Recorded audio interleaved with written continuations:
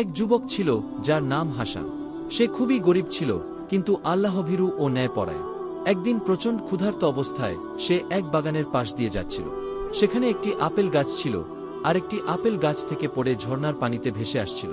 হাসান আপেলটি তুলে নিল, কিন্তু খাওয়ার আগে ভাবল, এটি তো আমার নয়। মালিকের অনুমতি ছাড়া এটি খেলে সেটা হারাম হবে।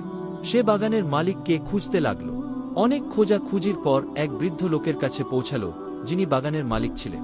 হাসান বলল, চাচা, আমি ভুল করে আপনার বাগানের একটি আপেল খেয়েছি। দয়া করে আমাকে ক্ষমা করুন বা এর মূল্য বলুন, আমি দিয়ে দিব।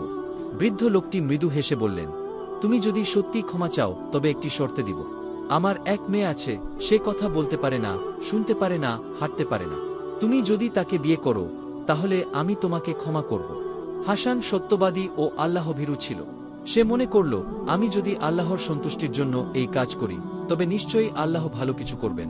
তাই সে রাজি হয়ে গেল। বিয়ের দিন সে দেখল কনে অত্যন্ত সুন্দরী এবং সুস। সে বিস্মিত হয়ে বৃদ্ধের কাছে জানতে চাইল, আপনার মেয়ে তো সুস, আপনি বলেছিলেন তিনি অন্ধ, বোবা ও পঙ্গু।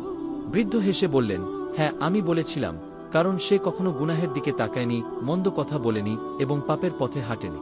সে চরিত্রবান। হাসান বুঝতে পারল, আল্লাহ তার সততার বিনিময়ে তাকে সর্বোৎকৃষ্ট জীবনসঙ্গী দান করেছে।